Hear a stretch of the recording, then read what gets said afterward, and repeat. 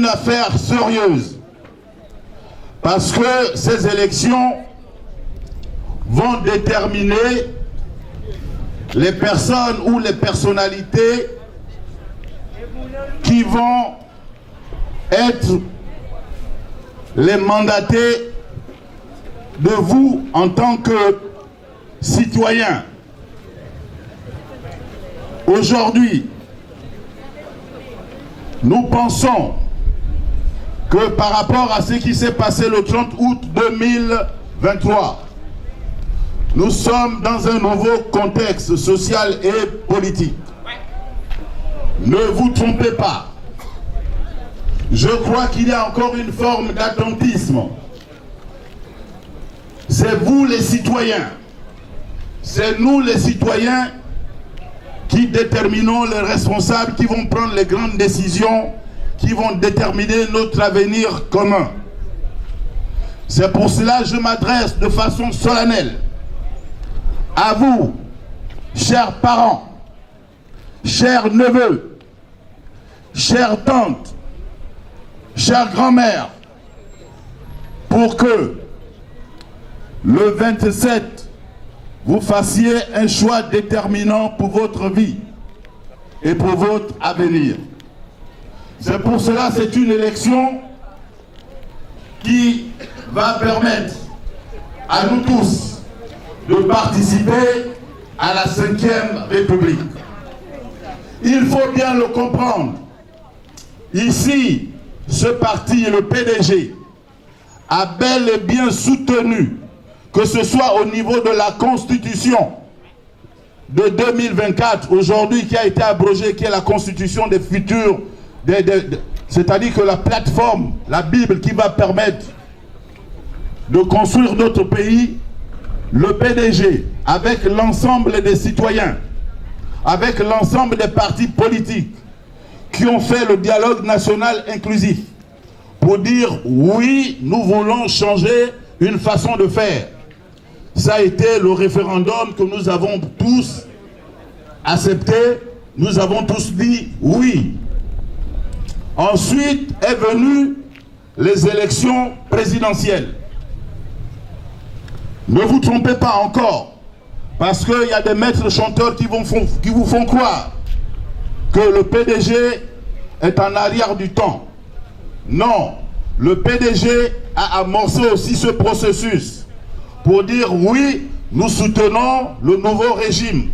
Tout simplement parce que nous pensons peut-être que certains ont failli. Le PDG n'est qu'une personne morale. Ce n'est pas une personne physique. Les personnes physiques, ce sont eux qu'on a donné des responsabilités. Toute association, toute entreprise est une personne morale. C'est immatériel. Donc le fait que le PDG en tant que parti a participé au référendum, a défini ensemble une nouvelle constitution. Quoi qu'il faut le dire, une constitution, elle est impersonnelle. On n'a pas fait une constitution pour le président Oligui. Quand nous tous nous avons voté ce fameux oui, c'était pour dire le futur président de la République doit avoir la capacité effectivement de diriger le pays en temps plein, sans un pouvoir parlementaire où il aura force à voir avec des forces antagonistes. Là, il s'agit d'une république unie qui a décidé de faire changer la constitution de notre pays. C'était pareil pour les élections présidentielles. Il a fallu déterminer l'homme qui devait maintenant exécuter cette nouvelle constitution. Et le PDG fait partie de ces partis politiques, ces mouvements associatifs qui ont permis à l'élection du général président Oligui avec 94% de suffrages exprimés qui représentent à peu près 565 000 Gabonais. Donc ne vous trompez pas. Ici, ces élections que nous allons avoir le 27 septembre, il s'agira d'élire l'homme de proximité. Ce sont des élections locales. C'est-à-dire que vous deviez élire au niveau législatif la personne, qu'elle soit une femme ou un homme, qui représente beaucoup plus vos valeurs. celle qui pense apporter une contribution à votre niveau de vie, à votre qualité de vie, à proposer un certain nombre de projets ou de propositions de loi qui vont améliorer les conditions de vie d'abord des habitants du 3e arrondissement de Port-Gentil et du Gabon. Parce qu'un député n'est pas spécifique à une entité ou à une circonscription électorale. C'est vrai qu'il est voté à l'intérieur d'une circonscription électorale, mais quand il va à l'Assemblée, on dit bien l'Assemblée nationale. Il devient un élu de la République. Donc il s'agit de la personne qui a la capacité de pouvoir porter toutes vos préoccupations pour les transformer en propositions de loi pour qu'ils deviennent des lois de la République. Donc c'est pour cela, je vais devoir, dans cette vision de pédagogie, parce que là, il faut faire maintenant de la pédagogie. Donc nous allons pédagogiser les peuples. Et c'est important. Pourquoi c'est important? Parce que on a l'impression de penser que le PDG devient une chimère. Non, il y a certains même qui étaient au PDG, qui étaient le mal du Gabon, qui étaient le mal de Port-Gentil, mais qui se sont retrouvés là-bas. Applaudissez. Comment comprendre que des serpents se muent à l'intérieur d'un autre espace et vous allez voter pour eux? Est-ce que c'est normal? C'est pour cela que je vous dis, ne vous trompez pas. Il y a des principes fondamentaux et des valeurs qui déterminent un homme. C'est l'intégrité, la loyauté et la fidélité. Même avec votre femme, si vous sentez que votre femme part d'homme en homme, ça c'est pas une femme. C'est pour cela le critère de fidélité. Le critère d'engagement, c'est un critère critique d'engagement. C'est celui-là qui permet de dire voilà quelqu'un d'intègre. C'est pour cela que je vous parle de l'intégrité. Donc, le jour de ce choix, il y a certains qui sont partis. Je ne vais pas citer des noms, mais je pense que chacun de nous a une morale. Chacun de nous a une conscience. Pour comprendre que lorsqu'un serpent mue, en fait, il ne fait que changer de peau. Mais il a toujours son venin. Et il restera toujours serpent. C'est pour cela que je vais faire ce devoir, parce qu'aujourd'hui, je voulais faire un peu plus de pédagogie. Parce qu'à un moment donné, lorsqu'on constate les Gabonais, ils ne comprennent pas les enjeux d'aujourd'hui. Il y a certains, effectivement, qui pensent, et le président de la République est clair, il a été élu par l'ensemble des Gabonais. Ici, il s'agit des élections où chacun doit... C'est un combat d'idées, c'est un combat de programme. C'est pour cela que je vais vous décliner, par exemple, le programme ou la vision développée par une candidate qui veut représenter le 3e arrondissement à l'Assemblée nationale. Et je vais aussi vous donner la vision d'un élu local, au niveau des élections locales, qui veut dire, voilà comment je vais présenter dans le cadre de mon futur magistère et ma vision pour Port-Gentil. C'est pour cela que je vais devoir vous dire d'abord, pour vous faire une présentation succincte, puisqu'il s'agit de 2 élections, les élections législatives et les élections locales. Pour les élections législatives, ne vous trompez pas, je vais vous présenter une dame avec une vision claire. Je pense qu'elle a compris qu'il est important. Lorsque vous avez, moi je l'ai observé, parce que moi je suis un psychologue, je l'ai observé, elle a de la ténacité. Et je pense qu'elle peut aspirer effectivement à l'Assemblée nationale. C'est pour cela que je vais demander, sous vos applaudissements, d'applaudir cette dame. Il s'agit de Cathy Kolo, candidat à la députation pour le compte du 3e arrondissement de la commune de Port-Gentil. Musique, mais pourquoi tu arrêtes?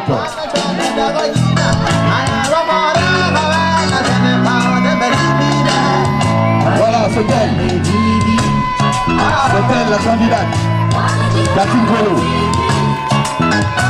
Elle a beaucoup de choses à dire.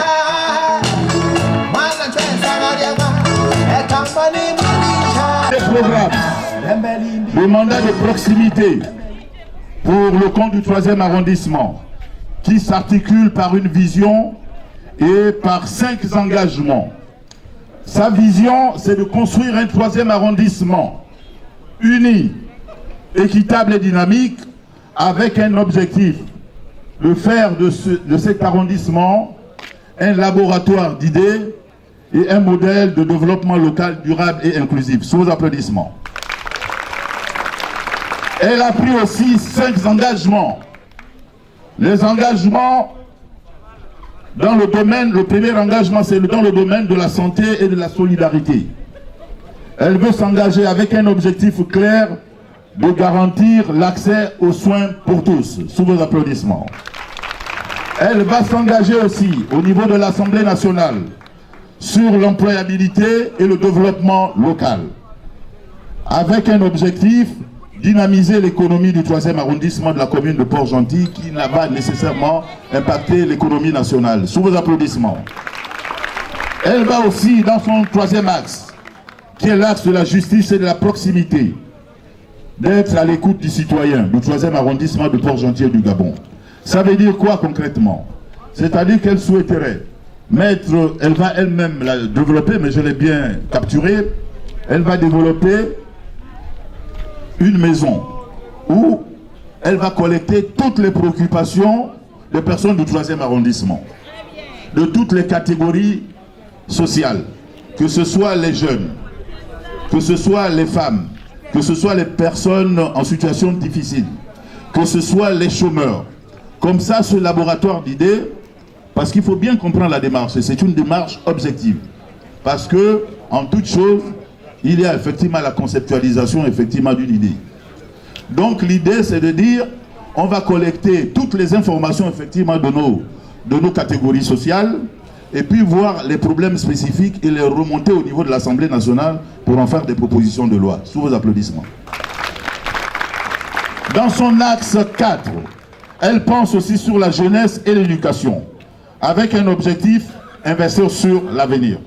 Alors, nous savons que la fonction première d'une société, c'est de faire prendre conscience à chacun qu'il peut se bâtir un destin. C'est pour cela, il vaut mieux bâtir le destin avec la jeunesse. Et il y a le seul secteur qui permet effectivement de lever un enfant de l'état primaire à l'état supérieur, puisque même dans l'éducation, vous avez le préscolaire, ensuite vous avez le scolaire, ensuite vous avez, dans le scolaire, il y a le primaire et le secondaire, ensuite vous allez au supérieur. Donc il faut investir effectivement dans ces secteurs. C'est pour cela il est important dans toutes les sociétés du monde. Pourquoi lorsque nous voulons effectivement prévenir l'avenir, c'est l'éducation qui doit être au centre. Donc elle a pris ce qu'on appelle, ça fait partie de ce qu'on appelle les objectifs du millénaire. C'est important de s'arrimer à ce qui se fait ailleurs. C'est pour cela dans tous les systèmes du monde, l'éducation est un élément de base. Parce que c'est lui qui élève le capital humain d'un pays. Un pays où les gens ne sont pas bien élevés, un pays où les gens ne sont pas bien éduqués, est un pays qui va nécessairement dans la décrépitude. Et je crois que la prophétesse parlait d'une métaphore biblique où elle expliquait l'histoire de Sodome et Gomorrhe. Donc nous ne voulons pas arriver à cela. Nous voulons une société de gens éveillés. Des jeunes qui peuvent apporter effectivement une contribution à l'économie nationale, il faut qu'ils soient nécessairement formés. Et je pense qu'elle a voulu mettre ça au devant, effectivement, de ces axes de décision pour permettre effectivement d'en parler en tant que député à l'Assemblée nationale. Je pense qu'il n'y en a pas un seul. Il n'y en a pas un seul député ici, enfin un seul député qui se propose à devenir député qui en a proposé. Aujourd'hui, vous voyez des gens avec l'argent, ils donnent de l'argent à tout le monde, mais ils ne posent même pas la véritable question du programme. Pourquoi je vais voter pour toi? Ce n'est pas pour 5 000 francs que je vais voter pour toi. Je vote pour toi pour des gens qui ont des projets structurants. Voilà. Donc le dernier axe qu'elle a voulu, c'est la transparence en matière de gouvernance. Effectivement, c'est un élément important. Vous voyez, quand dans un pays, il y a beaucoup de gabegie financière, même au plus bas de l'échelle, c'est-à-dire que même au niveau, par exemple, de la mairie, si vous êtes un chef de service chargé de l'hygiène publique, et si vous passez votre temps à aller voir les opérateurs économiques pour leur prendre de l'argent en contrepartie, effectivement, de l'ordre des recettes qui vous avez été données, vous n'êtes pas un bon citoyen. Donc nous pensons que la bonne gouvernance est un élément important qu'il faut intégrer dans la capacité effectivement opérationnelle des gens qui exercent un service d'utilité publique. Donc je pense que sa vision est claire. il faut nécessairement voter pour une personne de ce genre parce que nous pensons qu'elle a cerné l'ensemble des problèmes spécifiques qui marquent effectivement le retard de notre pays. C'est pour cela que je vous demande vraiment de ce 27 septembre d'être face à votre conscience, de voter la conscience lorsque vous êtes dans l'isoloir. Parce que si vous votez contre votre conscience lorsque vous êtes dans l'isoloir, en fait, vous êtes quelqu'un d'immatériel. Il est important de voter à l'intérieur de l'isoloir par rapport à ta conscience. Voilà. Merci. Donc, voilà ce citoyen qui est en train de dire, nous avons compris, le jour-là, quand on sera dans l'isoloir, on va voter pour Cathy Nkolo. Sous vos applaudissements pour lui. Donc, pour la conclusion, sur son engagement citoyen, c'est une mandature qu'elle veut servir et non se servir. C'est un engagement qu'elle veut prendre pour valoriser la jeunesse, l'éducation et l'innovation dans les nouvelles technologies de l'information et de la communication qu'elle souhaiterait effectivement, au niveau de cette proposition de loi, d'intégrer dans les programmes liés à la scolarisation de nos jeunes, que ce soit dans le primaire, pré-primaire, primaire ou secondaire, et même supérieur. Donc pour elle, ensemble, il est possible de réaliser ce que nous n'avons jamais vu, parce qu'elle pense qu'elle peut apporter une nouvelle vision pour le 3e arrondissement, pour la commune de Port-Gentil et pour le Gabon. Je vous remercie. Élections locales. On appelle ça des élections combinées. Ce jour-là aussi, vous aurez le choix entre les parleurs, entre ceux qui ont l'argent à gaspiller et entre les gens de proximité, les hommes qui sont proches de vous, les hommes qui sont capables toujours de vous ouvrir la porte. Pas seulement pendant la période électorale, mais celui qui est capable, lorsque vous avez un problème spécifique, je dis bien problème spécifique, c'est globalisé, capable de vous apporter sa modeste contribution, ne fût-il que pour vous aider à soutenir cette situation souvent cruelle. Je pense que c'est un homme que tout le monde connaît dans le 3e arrondissement. Je pense que c'est pour ça que je parle avec une certaine froideur, que les populations écoutent bien. Il ne s'agit pas de festoyer pour l'argent. Il ne s'agit pas de faire une élection parce qu'il y a de l'argent.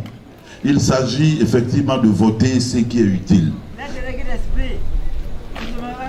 C'est vrai, comme dit notre jeune frère, l'intérêt guide l'esprit.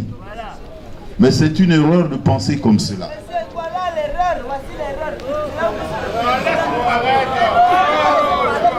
Donc, peuple de Port-Gentil, ne vous perdez pas. C'est pour cela que je vais essayer d'abord de vous présenter cet homme de proximité, doté de pragmatisme, qui a réalisé, avant qu'il ne soit un homme politique de très haut rang, avant qu'il n'aille même au niveau de l'Assemblée nationale, parce que moi j'ai été avec lui quand il a commencé. Il a commencé déjà, avant même qu'il ne soit ministre, à faire des écoles pour nos enfants, l'école Saint-André, l'école Saint-Paul. Il a commencé à promouvoir effectivement des activités sociales à travers la fourniture des trousseaux scolaires. Je pense que voilà ce qu'on a besoin dans une république. Des gens qui savent toucher les plus vulnérables. Les gens qui savent toucher ceux qui sont le plus dans le besoin. C'est pour cela que sous vos applaudissements, je vous demande d'applaudir Monsieur Gabriel Tchango. Musique.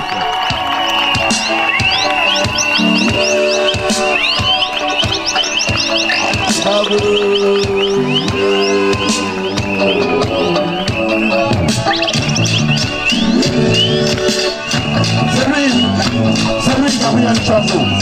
C'est lui, l'homme de la situation.